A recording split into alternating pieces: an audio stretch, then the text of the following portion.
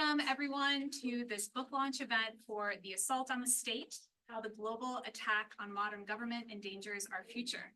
We are delighted to have the authors here with us today, Steve Hanson, Professor of Government at William & Mary, and Jeffrey Kopstein, Professor of Political Science and Director of the Center for Public Studies at the University of California, Irvine.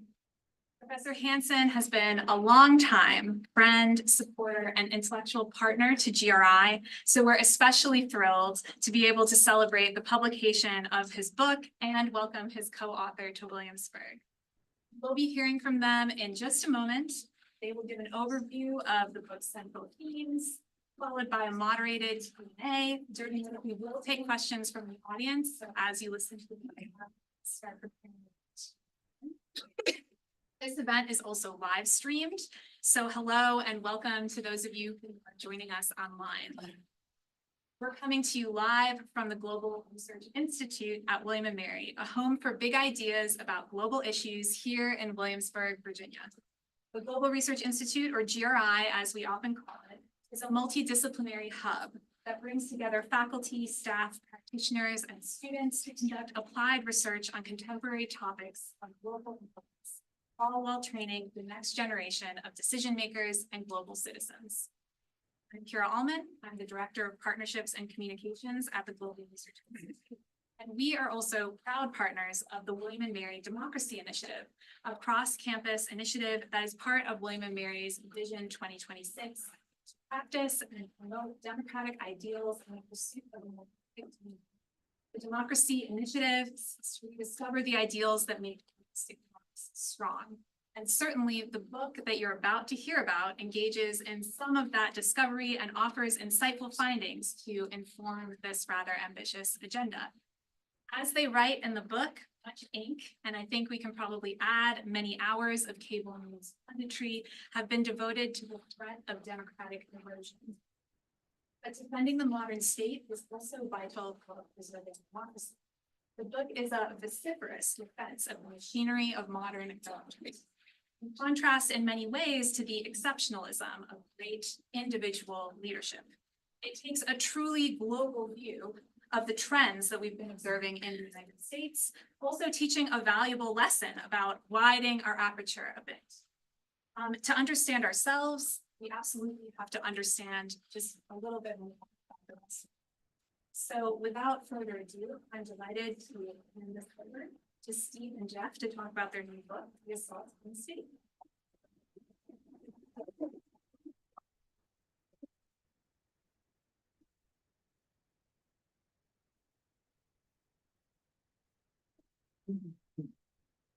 So first of all, we are absolutely delighted to be here. Wonderful audience. Thank you all for coming. It's a big moment for us. And there is the picture of the book, which is available today. It is always exciting. Those of you who've written books, you know it doesn't happen all that often in your lifetime. So it indeed is out. And thanks to Polity Press, who did such a good job on the design. They even designed this promo picture with the arrows pointing to the arrows. Nice. A couple words about the origin of this project. Jeff and I have been friends, colleagues, and co-authors for now over 4 decades, which is a little scary. We met actually in grad school at UC Berkeley as specialists in communism when there was a Soviet Union. And so we have started writing together even in the 90s and continue to do co-authored publications. It was at a Global Research Institute presentation of one of our articles that none other than Professor Ressler and Professor Pickering, who are here, suggested maybe we should turn this into a book. So thank you very much. We started writing it during COVID, and this happened to many of our colleagues where, you're sitting at your table, you can't go outside, you can't do anything unless you mask up. And we started writing about this book and what we could do on COVID. And what struck us as puzzling wasn't so much just the debates over public health, which we don't need to rehash here, but the fact that our society, the US society, couldn't agree on any measures at all. No matter what they would be, somebody would be angry. Whether it's vaccination, whether it's masking, whether it's school closures, you name it, 6 feet or 8 feet or whatever the latest thing was. People began to really fall out, as you remember, over these things, lose friends and have horrible fights. And we thought, well, that's a little strange, isn't it? Why is it in the 21st century, when we have modern science and all sorts of expertise, that we can't agree on even the simplest policies? And it's not just the US. UK had this issue. Actually, every country in the world had similar kinds of debates. As we started talking it over and thinking of how to write this book, we said, this might be the symptom of a much larger problem. It's distrust in the state itself that's really behind all of this. It's not just vaccination or masking. It's that there's some expert there who tells you he or she knows what you should do. And that trust that makes a public policy from the state seem plausible has started to disappear. So we thought, well, why should we defend the modern state? I mean, if we think the state needs to do some things like public health policies, can we go further? Can we say, actually, it's a necessary part of our lives more generally? And as soon as you say that, you hear the voices in your head saying, you're defending the modern state? Because we hate the state, right? Americans love to hate the state. We don't like taxation. We don't like government bureaucrats. We don't like a bunch of people interfering in the minutia of our daily lives. And that's equally true on the right and the left. So it's hard to find people who say robustly, the state is actually a really good invention and bureaucratic expertise is better than amateurism when it comes to creating public goods. Why do we say this? Well, part of the reason is you have to go back and look at pre-modern states for the comparative reference. And we've lost that historical context. Because we're used to the modern state, we know it can do things like tax somebody efficiently and spend tax money on some food inspections and, some public goods and defense and those kinds of things. We forget that before the modern era, states were really bad at this kind of stuff. I mean, states all over the world relied not on experts or meritocratic elites. They relied on quacks. They relied on astrologers. They relied on the friends and cronies of the ruler. And those people might have some good ideas, but they often had completely crazy ideas. And tyrants and rulers would implement those ideas with devastating human consequences again and again in human history. Epidemics and wars and violence emerge because these are not very good states when it comes to organizing public policy. In fact, basically all pre-modern states use indiscriminate violence to control populations. And when you think about putting that into the 21st century context, where we're dealing with a global world, whether we like it or not, global pandemics, climate change, food safety is kind of in the news lately, so we put that in there. We notice the state when it fails, right? Like when the state fails to do an inspection, we say, why didn't they do it? But what we forget is for every inspection we read about in the paper that didn't work, there are thousands of inspections going on that did, which is why most of the liverwurst is actually all right. So that brings us to the US case and our particular situation today, which is, obviously Americans are particularly suspicious of states. We have a long history of doing that, and there are good reasons for it coming out of the revolution. But things in the US have come to a point now where there is deep distrust in the so-called deep state, sometimes called the administrative state, and it's really a synonym. And the more you probe those concepts, the more you realize that they're just synonyms for the state itself.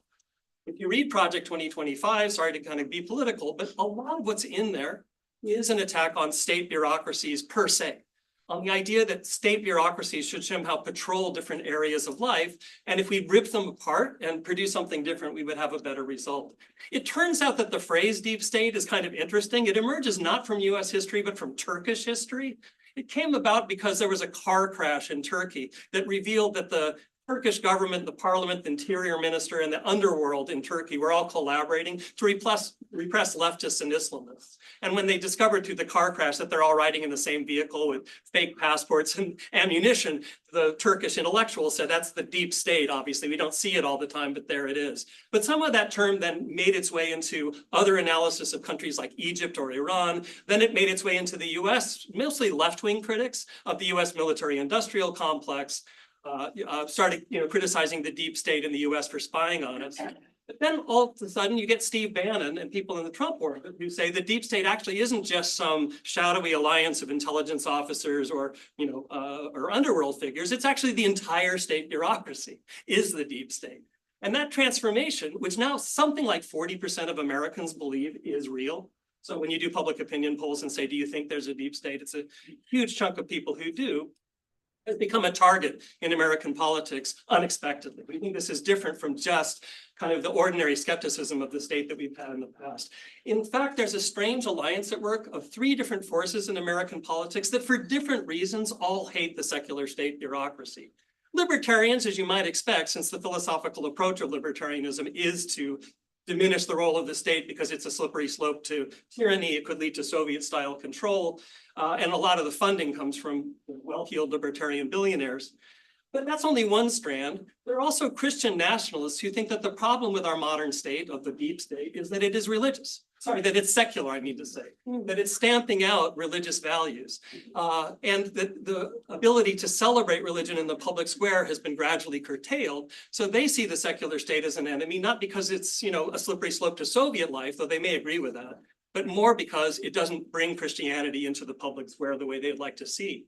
And then there's a third group of people, sort of codified around the so-called unitary executive theory of constitutional law, who say what we really need is just a state that's run by an executive who can do something.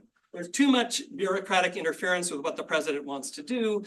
Article 2 should allow the president basically to run through all these agencies and opposition figures and get something done. And that's actually a slightly different group than the other two. In fact, the values of these three groups are not identical. If you had a libertarian universe, it wouldn't be a Christian nationalist one. If you had a Christian world, it wouldn't necessarily be one in which the executive could have all the power. These are different visions, so they have a hard time agreeing except on one thing, which is if we had a strong leader who could destroy the deep state, we would all get what we wanted. So our argument about the US case is that Donald Trump actually is popular precisely because he's a kind of unifying figure for groups that otherwise wouldn't agree. They all have in common that they hate the deep state. They see Trump as the person who will destroy it. And for that reason, he can be held up as what we call a patrimonial leader, unexpectedly in the United States context. That's good. I don't think that's good for the. So I'm gonna talk a little bit myself, but before I do, I wanted to thank all the organizers of this. Thanks, Steve, Mike. Really just wonderful. This is our book launch. We've never presented it in any form, and I think we're not only blessed as professors, we all know, but especially personally blessed to have reached this day. It's interesting what Steve just talked about, that within the American discourse, and as Kira said, there's so much ink spilled on democracy versus authoritarian. That is the main frame through which our current predicament is sort of framed. And really, the way we came to reframe it really is encompassed by one of my favorite New Yorker cartoons. And that is, it's an airplane and it's flying and there's a passenger cabin and a passenger stands up and he turns around and he looks at the other passengers and he says, "Who do these smug pilots think they are? Let's fly the plane ourselves." And that, I think, is where we wanted to reframe things. We forget that dividing the world into democracy versus autocracy is something that's pretty recent. It's really a kind of a post-World War II era thing, when modernization theory took over the way we all view the world. Where was the world heading? It was headed towards democracy. Why? Because inside of every Vietnamese was a little American trying to come out. There's a little American trying to come out, and they would eventually, and that would be the terminal point, constitutional democracy. And so any problem that we might face, and the problems we face now in this country and in other countries, are always framed around democracy versus autocracy. The problem is, and we agree this is super important, we worry about it too, but when you frame it that way, it's always seen as, do leaders come to power and stay in power as a result of the will of the many or the few? But that doesn't speak at all to what happens when they do come to power. What do they do? And thinking about it in terms of democracy and autocracy didn't begin to describe remotely what actually happens when the characters we're interested in come to power. So how do we think of the state? It's one of the funny things in political science, in comparative politics within political science, we're not sure what the questions are, but we're sure the answers favor. And we agree. For most of human history, as Steve said at the beginning, the government was run by quacks, but it was run on the basis of an authority relationship, a legitimate authority relationship, personal relations, traditional or charismatic, but it was based on loyalty, on affection, on friendship. Remember when Don Corleone talks about, "You never wanted my friendship." That is the ultimate in traditional authority relationship. The bond is emotional. You're not looking for obedience based on law. You're looking for devotion. Now, of course, rulers back then, and even traditional rulers today, they need a staff. They have to be able to run things, but it's not easy to find a staff, especially a staff that is willing simply to obey the rules and not much more. So in its purest form, this idea of patrimonialism amounts to the rule of the good father. That's the word, patrimonial. And the friends and family of the leader. That is how Weber describes patrimonialism. And the irony, what we're talking about in this book, is the return of an authority relationship that most of us, I and Steve definitely thought this way, have been relegated to the dustbin of history within the heartland of the West itself. So, what about the origins of this patrimonial web? Well, the standard explanation for our current predicament, for authoritarian populism, as it's sometimes called, is really one about rising inequality. So that is, the hollowed out middle class is looking for salvation in some sort of big strongman. Or changing demography, that is the increasing multicultural character of our states, the empowerment of previously excluded ethnic minorities or newly arrived people from elsewhere who are accused of all kinds of crazy things, from poisoning the wells to eating dogs.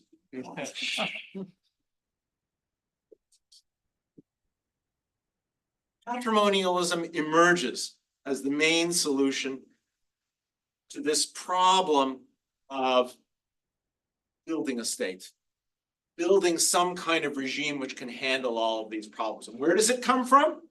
Steve's going to tell us a bit more than that because nobody's better situated to do this. It really comes about, and ironically, our story is an out of Russia story. Not in the sense of Russia, the hoax, but in the sense of where was the initial inspiration for this new trend in global politics? It comes as a result of the failure of marketizing neoliberalism within Russia and Putin's reaction to that, his successful reconstruction of a czarist patrimonial model in Russia itself. And with that, I'll hand it back to you. All right, so how did this actually come out of Russia, if that argument is persuasive?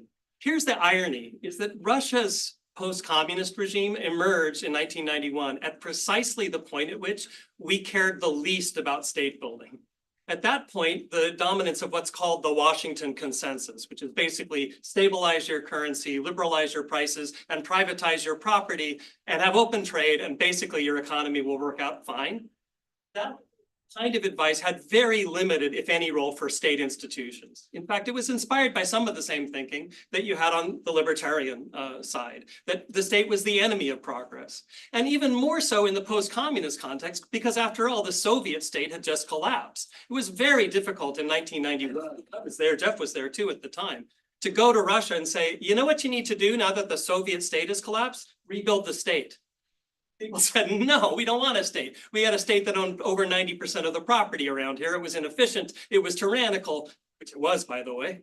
So we don't want to build a state. We like the market. So unfortunately, there was a kind of echo chamber that emerged both in post-communist countries and in the West, where the advice seemed very clear. Dismantle the Soviet state as fast as you possibly can. Privatize property, even if it's in a corrupt manner. Explicitly give the property to somebody other than the state, and then the market will do its magic. And you will end up with property in the right place and efficiency will emerge. So that was precisely the moment where we missed the opportunity to say things like, you know what you need to do with the Soviet Union gone is recruit a completely new set of bureaucrats who actually believe in the rule of law instead of party domination, who give up Leninist ideology in favor of impersonal proceduralism. Young people could have been recruited in Russia and elsewhere to think of this as the project of the late 20th and 21st centuries. None of that was done. And the result was that the free-for-all that emerged from the advice we gave in the West was associated with liberalism and capitalism and Westernization.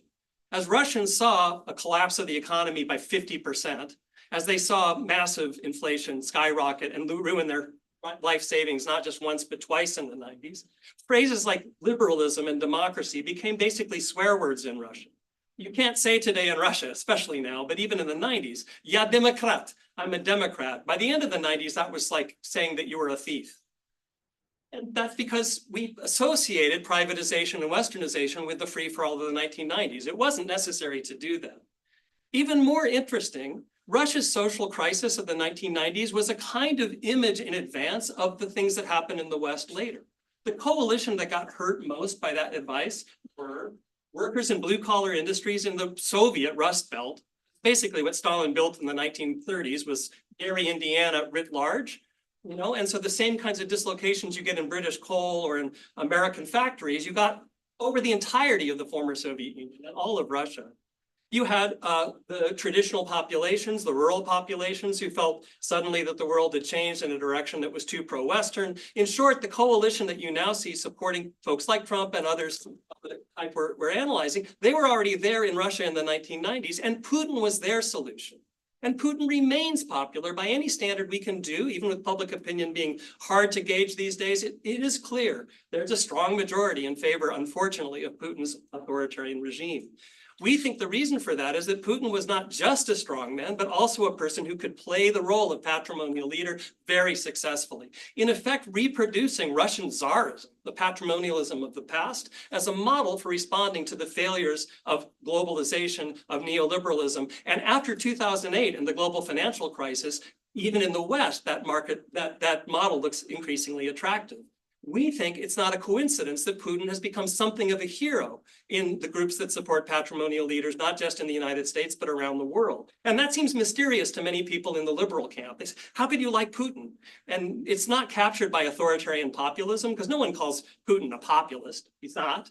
But he is a patrimonial leader, and he's against liberalism. He's against alternative forms of sexuality. He's in favor of strong personal loyalty and hierarchy as the way to run the state. And all of this now seems increasingly attractive to people in other parts of the world.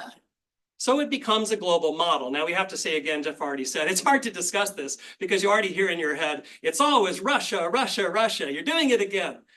No, we're not saying that Putin somehow calls everybody up and manipulates like marionettes people around the world. We do not think that's happening. What we do think is that the West wrote Russia off as a serious force in global politics in the 1990s. A famous headline in 2001 declared, "Russia is finished," as a way of saying, let's move on to China, to the Middle East, to other global problems. And the result of that is that we in the West have not paid attention to the quite dramatic state building project going on in Putin's Russia now for several decades, successfully. And when I say successfully, I don't mean morally. I don't think I have anything in common with Putin when it comes to his values, but the state is powerful. It projects force on a global scale. It has some ideas that are attractive to elites, not only in the former Soviet Union, but in places like Africa that might seem unexpected. And that happened while we weren't paying attention because we were convinced Russia didn't matter anymore. So 2008 and the financial crisis began to create the conditions where the diffusion of this model to the rest of the world was perfectly set up. Now that, Jeff. So really a chunk of our book is looking at how this spread elsewhere. And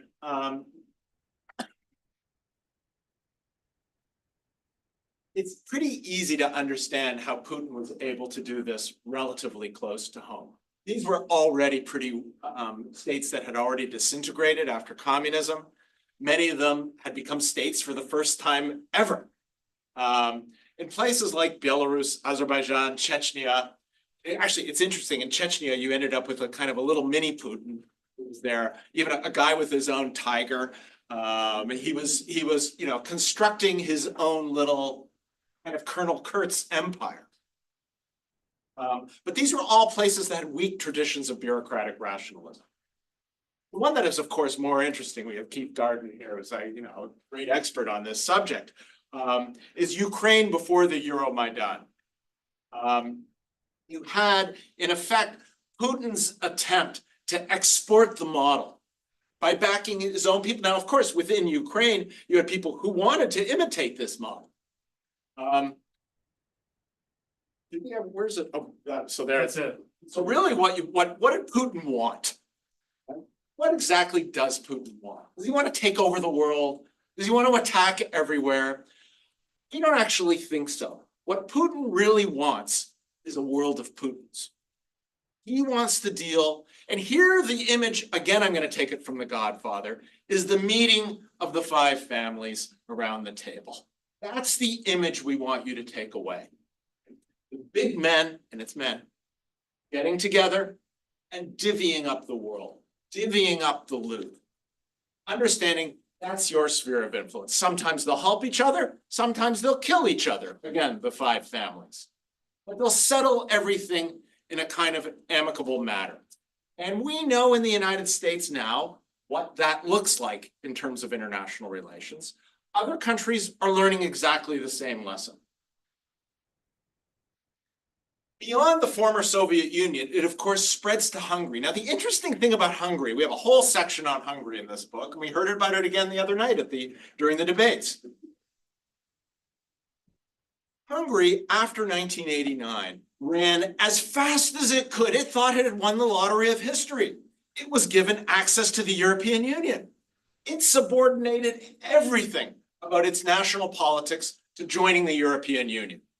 During the Yugoslav war, you want to bomb Vojvodina from NATO? Go for it, even though Hungarians live there. Not a problem, because they didn't want to jeopardize joining the European Union. Well, what is the European Union?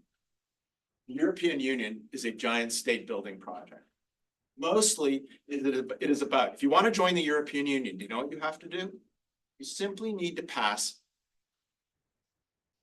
these 88,000 pages of European regulation into your national law, which regulates everything from currency to how steel is made to the transportation of geese.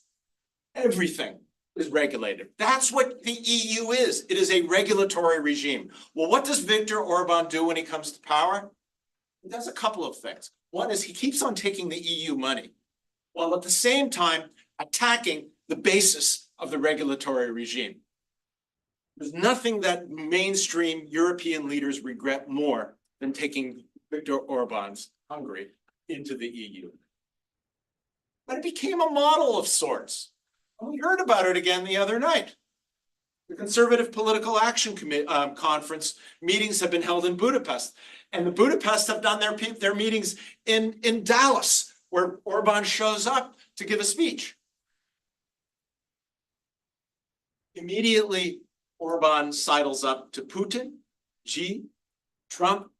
What's going on here? Is Putin actually buying Orban? No, mostly. There is an attempt to fund some Hungarian political parties, to control Hungary with cheap Russian energy. But for the most part, it is again this emulative model of patrimonial power. A case that interests me, I've been going to Israel every year for the longest time. I teach at Hebrew University every year, is Netanyahu in Israel.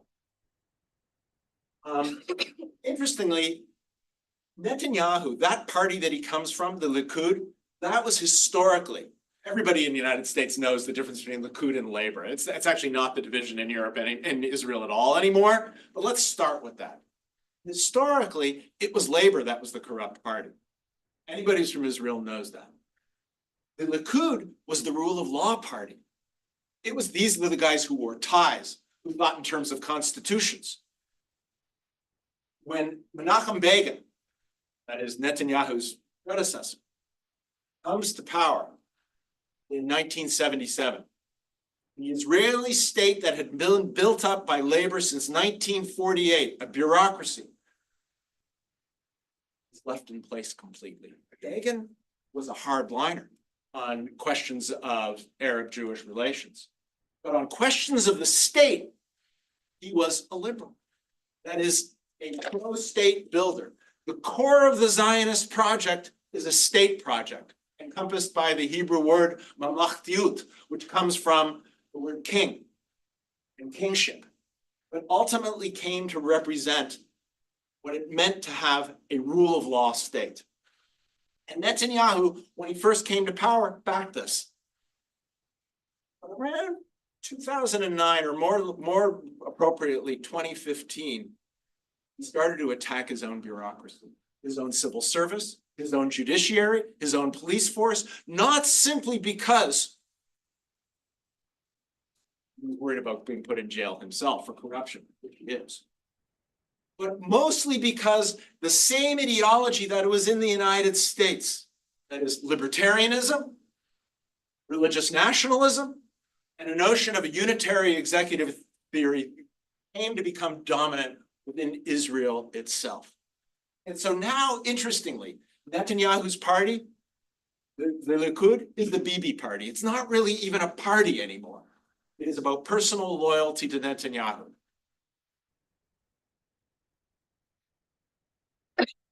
We talk about Johnson under Boris Johnson in the UK. Again, this reference to the deep state, which not only came about in Israel. Israelis talk about the deep state now too. They use the English expression deep state, but also in the case of the UK under Johnson, and again in this case it's the Brussels as the deep state.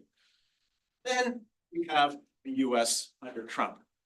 I'm not going to make this a Trump-centric talk. The book itself is not Trump-centric. It's just the easiest to talk to Americans about this.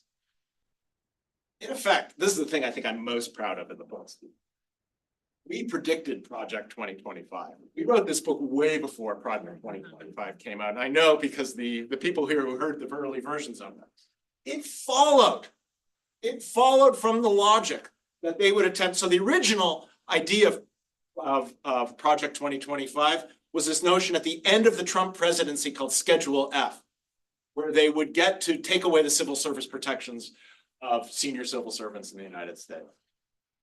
And then virtually everywhere, this dark, deep state appears to be driven by, in the minds of these people, George Soros. Now that is deserving of its own book and a completely separate lecture.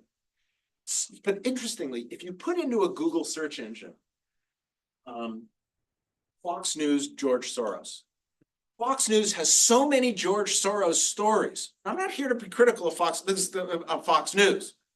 That it has its own rubric. They have their own page with all of the kind of Soros-backed district attorneys, Soros-backed projects, Soros-backed defund the police, and Soros-backed bureaucrats. And this has become its own thing. Sometimes it's anti-Semitic, sometimes it's not. A whole book could be written on that subject. So a good chunk of our book deals with the kind of diffusion of this common idea. You're up. Take us home. Take us home. All right, we're going to do it quickly so we have time for Q&A. So at the end of the book, we try to say, what can we do, right? Because a book like this does a lot of diagnosis of a global problem, but people want to know, is there something we can do about it? First, diagnosing the problem is itself useful. And we think it's pretty easy to find these three things wherever you see patrimonialism, the attack on the modern state and its replacement with traditional states at work. First is not just the leader or the strong man, as is often used, but the promotion of the extended household. It's the family members, it's the cronies, and it's also locations outside the formal state, the Mar-a-Lagos or Putin's resorts. You know, it's places you take folks outside of the capital so they can have informal, friendly conversations with the cronies and family members. And that happens in all of these cases. And then they take over more and more state positions as a way of getting rid of the rational legal state. Second, you have to attack the state itself and call them unelected bureaucrats, the deep state. The assault on the state is sometimes very overt and literal in that form. People like us, and basically Jeff and I are both public university state bureaucrats, just to, put truth out there. We are, obviously going to defend the taking of taxpayer money to use for inefficient purposes, et cetera. But the problem with that, of course, is you actually do need state officials to do things like teach good courses at universities, among other things. And that leads to the third point, which is that all of these patrimonial leaders hate universities, hate expertise. The gut instinct of the leader is always held up as the standard for making a policy decision. I alone can fix it. And the experts are then able only to get close if they're sycophantic enough to get close to power. Some of them have talent. The head of the Russian central bank right now is an excellent central banker. But for various reasons, you find yourself in the orbit of Putin, you better not cross certain lines. And what that means is that expertise is always subordinated to personal authority at the end of the day. We think that the proper diagnosis itself helps. Saying it's authoritarian populism, we think, has misled people a little into the nature of the assault. Democracy itself is at stake, but lots of these leaders like democracy. Trump, Netanyahu, they're good at winning elections. And actually, people like Boris Johnson come to power by playing the electoral game. And the other problem with saying it's anti-democratic is you accuse the 40–50% of the population who vote for such figures of themselves being anti-democratic, which is not a political winner. It's basically castigating half of the population of a country. But if you point out that the real attack is on the modern state, it's how we've lived our lives in the modern era, and it can be lost, people may see the angle slightly differently. We need to defend the modern state, which is unpopular, because despite all of its flaws and its inefficiencies and its exclusions, we know there are problems with state agency. It's still a marvelous and unusual human invention. The modern state is modern because it didn't exist roughly until 300–400 years ago, even in incipient form. And the democratic modern state is a product of very recent time. In the US, 1965 would be a good place to date it. That also means our foreign policy has to reflect an understanding that the global patrimonial wave is not just a battle in each country of authoritarian populism and democracy. It's a concerted global effort by global leaders like Putin and Orban to get together and explicitly think about how the world will be divided by the five families once the NATO alliance is destroyed and our rules of the order no longer exist. That's precisely why Orban goes to the Kremlin, then goes to China, then goes to Mar-a-Lago to discuss what happens when, as Trump puts it, the Ukraine war will be settled before he's even president once he's elected, because it's quite easy to settle. Actually, anyone can settle it tomorrow by just giving half of Ukraine to Russia. So some people ask, are you guys even in favor of democracy? You talk so much about the state, we're a little worried about you. Yes, we're in favor of democracy. Because patrimonial rule also undermines all the institutions that allow us to count votes or have dedicated county electoral officials who think that their duty is to the rule of law and not to the local party baron.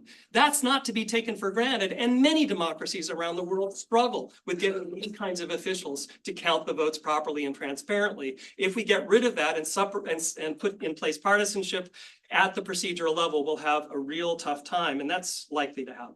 So thank you very much for your attention.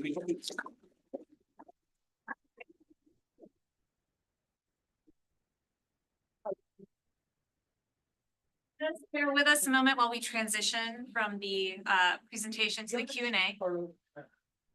We're like 3 minutes over.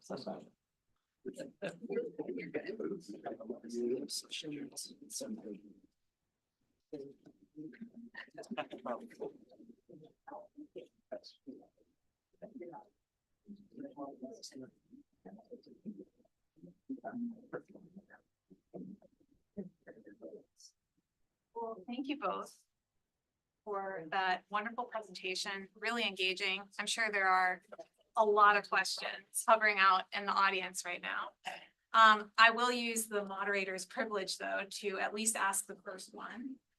So to a certain extent, I've had the luxury of getting to read the book already. I don't know how many of you have, but the book does seem to pick up and emphasize at times a rather pessimistic outlook, I would say, on democracy. Even the title kind of implies that assault on the state.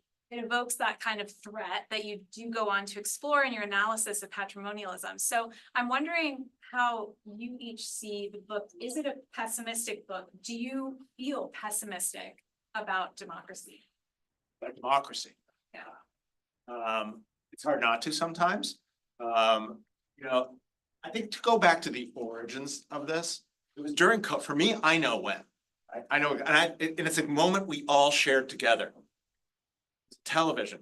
We were watching television when American leaders told us that it's the worst pandemic in 100 years. Perhaps bleach might work against it. Every one of us remembers that moment. And at that moment, I said to myself, I cared less about democracy. I want my state. I don't want that person there. I want my state. I want an expert. Where are these people? I want a Pentagon level response. Aircraft carriers, right? I want that kind of response. What I got was bleach.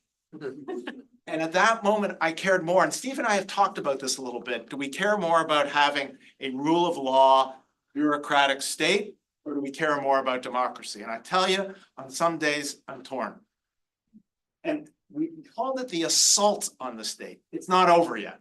Now, what's true is what Steve said at the end. you want to have a democracy, you need to have a bureaucracy. You need a state. Otherwise, our votes will not be collected. Our polling stations will not be safe. They will not, elections, there's a whole field, there must be a lawyer in here, you have such a wonderful law school. Electoral law, right? It's now a kind of a cutting edge field, right? So I think the two are not completely separated, but we're talking about an assault. The assault is not yet over. We thought our intervention here was important to kind of push the conversation in a new direction. Yeah, you'll be happy to hear that William and Mary Law School has a whole special, Professor Green and their group. Excellent, excellent. If we weren't bringing the threat first, we don't think the book would have the impact that it does because we take it seriously. I mean, I don't know if that's pessimism per se. It's not, there's no hope. Quite the contrary. The goal of raising this question in the forefront is to get people to see what's at stake. Because the old notion, as Jeff was saying, is that, somehow modernity is just natural. Right? Tradition ends, modernity starts, and then modernity consolidates. Not necessarily. It turns out history has more twists and turns than we political scientists used to think. And there is nothing that can necessarily prevent us from going back to the world of personalistic states that make arbitrary decisions about our health and about our freedom and about our identities, by the way. So for those who care about freedom, our argument is you actually need a state. I mean, it's not the case that if you dismantle the modern state, you get the free flowering of liberty. What you get is arbitrariness at the local level. You get the local bosses and the local religious authorities and the local quasi-experts who've, wormed their way to the top, telling you how to live your life. We've seen that in our work because we study global politics and we know it happens in many countries, and it was the norm in human history. So is that pessimistic or optimistic? In a way, weirdly, it's optimistic because we wouldn't write the book unless we thought, smart people like this audience would say, I might not agree with all of it, but there's something there. And if so, then people can get together and think, how do we restore the civil service? How do we defend it against attacks? How do we defend universities' autonomy against the attacks on those? How do we get people to understand that most state bureaucrats are not just thieving, interferers in our lives, but good-hearted people making less money than they would make in the private sector to serve something we call the public good? But we think restoring that sense is actually an optimistic quest. Interesting. I think particularly in this contemporary moment, the present moment that we're in, we just had a presidential debate in which we had a woman candidate for president debating former President Trump. I'd like to talk briefly about the gendered dimensions of patrimonialism. You did mention it very briefly in your talk, but I just want to spend a little more time on that. You describe patrimonialism in the book as based on the arbitrary rule of leaders who view themselves as fathers to the nation. And the first book chapter ends with a warning that the world is unlikely to survive a return to the rule of men. And you specifically use that expression throughout the book, rule of men. So how much are the claims that you're making about patrimonialism reserved to the rule of men specifically, in contrast to women? Is this a male-driven phenomenon? And is the solution then to elect more women to government, to get more women into the bureaucracies that we rely on? Yeah, we do take the gender element quite seriously. It's always tricky because we're using men on purpose in the gendered sense to point out the macho dimension of it, which, if you read the wrong way, you'd think these guys right in the 20th century and never read about feminism. No, we're saying the rule of men because most of these folks are macho and they present their machismo as part of their legitimacy building strategy. Putin famously taking off his shirt. Valerie Sperling wrote the greatest book, Sex, Politics, and Putin, which is all about this dimension. And the theme of being opposed to any kind of alternative sexuality, opposed to LGBTQ populations, that runs through every one of these regimes. And is a big vote getter, unfortunately, in some of the places that are scared of that. So the gender dimension is absolutely there.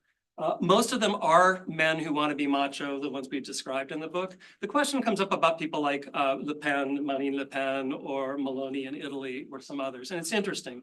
So one dimension of this, and we build a bit on the work of Julia Adams and Munira Sharad, who are sociologists who worked on this topic at Yale and Rice University, is that the father figures in the background still, like so with Marine Le Pen, there's Le Pen father, and so there's a legacy that goes back to a male leader. In the case of Meloni, there's some legacy of Mussolini there that's used symbolically. And of course, the name of her party is Fratelli d'Italia, so it's Brothers of Italy. And what we've discovered, and there's good work on this being done, is that the women who are in these lineages sometimes play the role of mother of the nation symbolically, and sometimes still appeal to the machismo father figure of the past. So it's a slightly different variant, and I'm not quite sure. The question then arises, would you be able to go all the way toward a world of only monial, that's not the right word. Matrilinear is the, we're taking Weber's concept, which was patrimonialism, so we'll have to figure out what the female version is.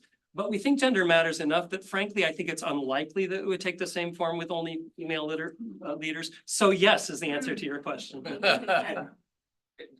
I won't disagree with one word here. The only thing I would take a bow to those who are professors of classics, and that this is, of course, rule of men straight out of Aristotle. Contrast between the rule of law versus the rule of men.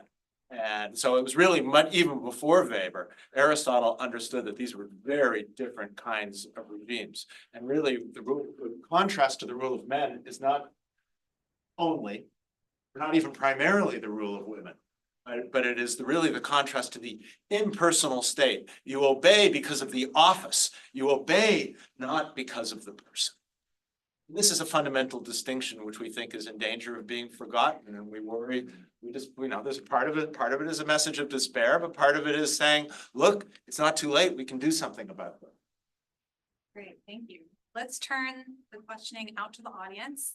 I'm sure there are some questions out there. Hands, if you would like to ask one of them. Yeah, right here in the middle. Yeah, so I was wondering how much do you think this is sort of just a symptom of a much larger general, enormous sort of explosion in distrust of authority in the 21st century, sort of propelled by the internet and a bunch of other things, but just sort of an offshoot of that? Like there's mistrust of science, mistrust of medicine, mistrust of Well, I mean, all of these things that you talk about, I think it's important to understand why they became very popular. Where was the source of trust? The source of trust was because life was better. Life was better with the polio vaccine. And but at a certain point, we were not trying to deny that at all. People became dissatisfied with the kinds of things they were getting from them.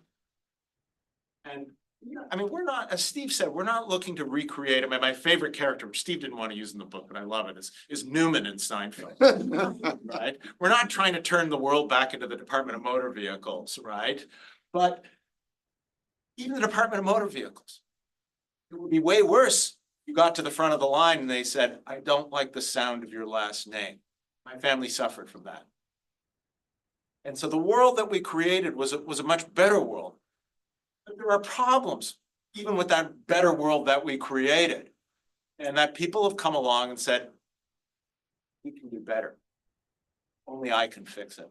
You just turn it over to me and my people. We can cut through all this stuff that you don't like. We worry about that. I'll just say a word about the internet because, I would say that the authority building strategy precedes the internet. Think about Putin, it's really the late 90s. But the internet was there, but it was just fledgling. You had nothing like what you have today. And what it turns out is that the folks like Putin and others of his category learn quickly that destroying expertise and authority to, giving authority to academics and other people who do research and the like, that's actually a strategy that helps them. The more you can flood the zone with stuff that questions authority and questions university professors, questions science, questions expertise, the more the appeal of the authoritarian patrimonial type, I can fix it, these people can't be trusted, it starts to resonate. And unfortunately, it's a kind of vicious circle because the more you attack the state bureaucracy, the more you dismantle it, the worse it does. And the worse it does, the more you can point to the failures and say, the state is terrible, look at this, awful thing it did to me. If only we had the strong leader who has, we can fix it. So it's interesting though, it's not so much that people got distrustful of the state, it's that we ourselves abandoned the state. I mean, the advice to Russia that I mentioned earlier was not about building a rule of law state, when we could have actually, enormous geopolitical power in 1991. The United States could have sent experts over who said, the secret to our power in the modern West is to have rule of law bureaucracy. So we need to fill that right now. We did nothing of the sort. We said the state is the enemy. We agree with you. Destroy your state. We did the same in Iraq. After we invaded Iraq, we said, you know, the problem is the Ba'athist Party and the control of the army. So we're going to get everyone out of the army. We're going to fire every Ba'athist. Guess what? You have anarchy, and our anarchy is not filled by freedom. Anarchy is filled by gangs, or anarchy is filled by strong. Well, congratulations on the book, and I highly recommend, there's also an audio version, so you can have it typed into your brain as you're driving. So I guess my question is this, nexus between democracy and the modern state. I mean, there's a large literature in comparative politics that sees patrimonialism as an authoritarian strategy, right? And that you are purposefully undermining modern state because it is a check on your power. And so I very much, see Putin, his patrimonialism is an authoritarian strategy. And so I guess, and we see other kind of authoritarian leaders adopting that strategy. I guess what's so startling and kind of worrying about this moment is we do see it spreading to democracies as well. And so that's where it's more than just an authoritarian strategy. There's something else going on, but that also wonder if our study of democracy is too narrow. Right? There's also a large literature in comparative politics, which has criticized our study of democracy for this electoral fallacy, focused on electoralism. And you are kind of saying broaden our aperture. We have to think about elections, but we also have to think about the impersonal state or the rational legal state. So how much of this is kind of all about the rule of law, and we need, kind of open, and we need a kind of a broader conceptual understanding of democracy. I was just thinking about It's interesting, the way the word patrimonialism was originally used, here we're getting into the weeds of political science, so everybody can follow suit. But the way that it was originally used was to talk about places, what used to be called the third world, who adopted Western institutions, and then Westerners looked at them and said, you know what, they're not working like they should be working. It's all, and the word that was used, interestingly, was neo-patrimonialism. That is, it's something like that. And you're right, it was used by these local strongmen. So you'd have this facade of elections, facade of democratic institutions, but everybody knew that you had to call up the big guy in order to get anything. That was the way it was used for the third world. As you said, what's really most kind of unexpected and disturbing for us, nothing within our field predicted its return. I mean, you would have thought if it were a spread from the third world to the first world, it would have started here because of corruption, or it would have started because it kind of spread from Mexico, for example, right? Or El Salvador, or Brazil, places where it was used. That's not what happened. Right? It came from, in effect, from Europe. And it infected the most developed first world countries. And that was a really strange thing, right? So I don't disagree with your story, but the story is slightly different from the one that you're portraying. And it's not a neo-patrimonialism. It's a return of the original, the one Weber talked about, patrimonialism, right? Not the facade.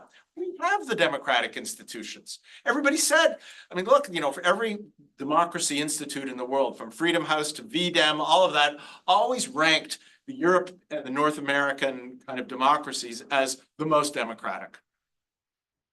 What's happened? It's not about democracy anymore. We're going to have elections. The elections are going to probably be pretty good elections.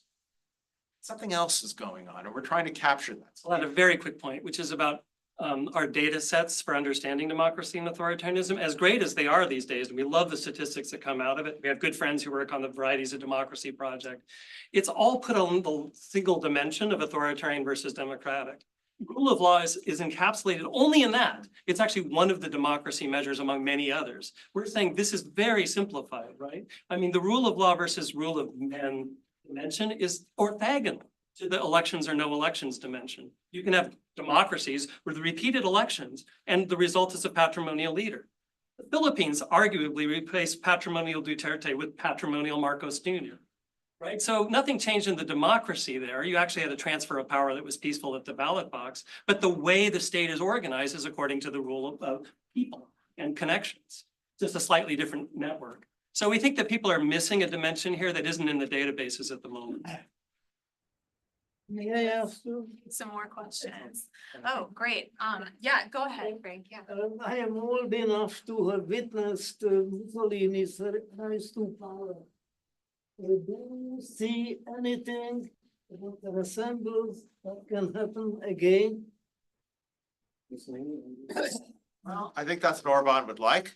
Maybe repeat my question. Oh, that Frank is old enough to remember the rise of Mussolini, and do we see anything similar or a potential for another Mussolini again? And I mean, my sense, I go to Hungary pretty regularly, I'm about to go off there again, is that Orban would like nothing more. Now, it is sort of like the Italian model in the sense that Hungary is not about to militarily take over anywhere. That would be quite hysterically funny if they thought they could try. But this idea of somebody who could build a state, Mussolini called it a corporate state, not in the sense of a company, capitalism, but in the sense of an integrated polity, in which everybody would be sort of part of it, right? And that's what Orban's been trying to do in Hungary. Now, whether he's able to pull that off and still remain part of the European Union, I don't know. I agree. I mean, I think we talked a little bit about how fascism, which comes up, people say, is this the same as fascism? In the 20s and 30s, fascism and Nazism were more ideological and more mobilizational. So they thought of societies as being filled with potential converts to revolutionary values, and the building of the new empire would involve youth groups and fidelity and marching in step. Patrimonial leaders are different in this respect. They're usually demobilizational. As long as the ruling family can run the state and hand out pieces of the state to cronies and family members, they actually would prefer society not to march in step, which is one of the reasons why Putin's war on Ukraine is managed as a special military operation as opposed to a vojna or war. He arrested people for a long time for saying it's a war because he wanted to tell the Russians, actually nothing changes, go about your business, we'll manage this. So we think this is a bit different from what happened in the 20s and 30s for that reason, but it doesn't make any less of a problem. Sometimes people, Tim Snyder and I had this conversation, he's concerned that if you don't call it fascist, you just make people fall asleep. You call it patrimonialism, people say, whatever, is that a threat? I've never heard of it before. Maybe it's a real danger, and yet it is a danger, even if all it is the restoration of 19th century style empire, right? That's not a great thing either. So there's so many good questions. We only have time for one more, I think. So I'll take one more from the audience. Yeah, Paula, go ahead. Hi, congratulations again on the book. It's been wonderful to see the evolution of the project. I wondered if you could speak a bit more about the role of emotion in supporting patrimonial rule and the challenge of pushing back against patrimonial rule and kind of elevating the rational legal, which seems very boring and it's unemotional. Well, I think it goes both ways. I think you're correct. There is part of the appeal of the patrimonial leader is the sense of warmth and loyalty, and we shouldn't underplay that at all. But also sometimes, and this is not true just of the United States, this thing, I know Israel really well, that sense of kind of daily craziness, it was much stronger there, much stronger. I continually ask Israelis this. And this idea, because remember Netanyahu was out of office for a bit, this idea, and the people who replaced him were not that much to the left of him, right? And they said, you know what, it's just normal. It was not craziness every single day, trying to whip us into a frenzy over what? And I think you're completely correct that there is this craving for action, emotion, passion within politics. Part of the modern world is this passion. And that can be very boring. It can be cold. People who don't say hello to you, who treat you like when a student walks into my office, I tell my students all the time, you're talking to me through a lawyer. You don't actually see the lawyer. The lead counsel of Shapiro is sitting right beside me at all times. Why? Because in some ways, I'm afraid of you. In some ways, it assures that you don't have to be afraid of me. That's the positive side of the modern world. Do we really want to go back to that other world when you could go to your professor's office and have a scotch? Sometimes there are positive things about it. I don't need to say that with a room of professors here about the negative things associated with that, right? We have moved to the world of less passion. I, as a modern person, I prefer that world. And I think what we're doing in this book is highlighting the dangers of proceeding down that other world, the world of family, the world of warmth, the world of passion.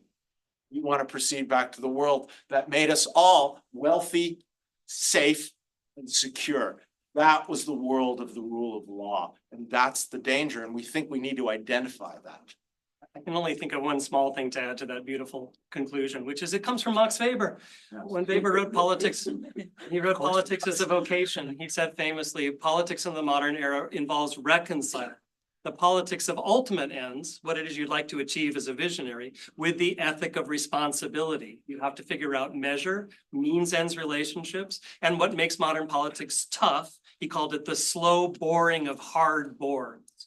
It's hard to do it because you're constantly going, I know the provost would agree with this, former provost, who was my boss for 10 years. You also have to think, you have to think both about the ultimate end, where you're trying to take William and Mary, where you're trying to take the United States, but what's your responsibility? How far can you go before you violate the other side of the equation, which is too much disruption, violating the rule of law? We never did. I'm hearing some. Library announcement. Oh, it's a Sorry. library announcement. I thought I was getting an intervention there. So the tragedy and the hope, I'll end with this. So Weber wrote about this in the 1920s, and he was very worried about Weimar Germany. At the time he wrote, he was worried that parliamentary democracy in Germany would be too boring. He wrote explicitly about it. It was one reason he thought a strong presidency would be a good idea for Weimar constitutionally. That was a terrible mistake, as it turned out.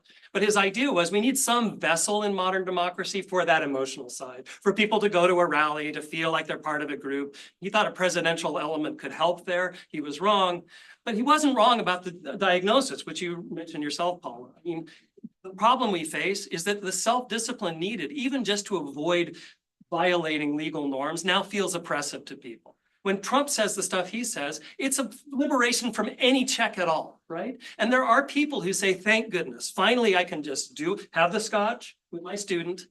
Don't do it, by the way. But you know, that notion you could break the boundaries is transgressive for some people. And we do think that that unites the pro-Putin people, the pro-Trump people, the pro-Orban people, the pro-Netanyahu people. All of them, the acolytes, feel like they're joining a movement that allows them to break down the unfreedom of self-disciplined, constrained individualism of the modern type. Unfortunately, what they're going to get is an awful form of fake heroism, which will be violent and arbitrary. But we don't have to do that, right? That's the positive thing, right? On that note, I will close this out with a couple quick announcements, but first, let's just give Jeff and Steve.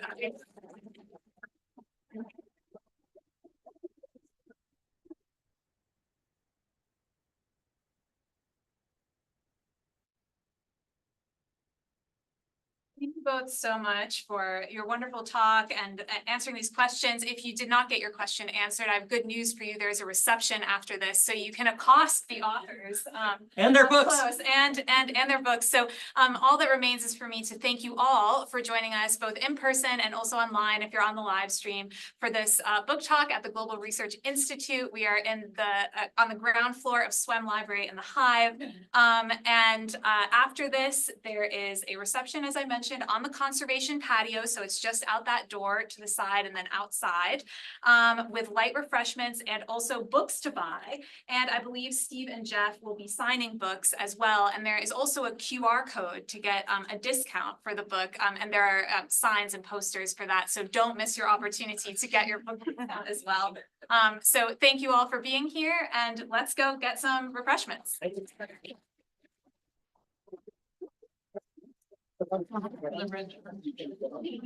told you she was excellent. Actually,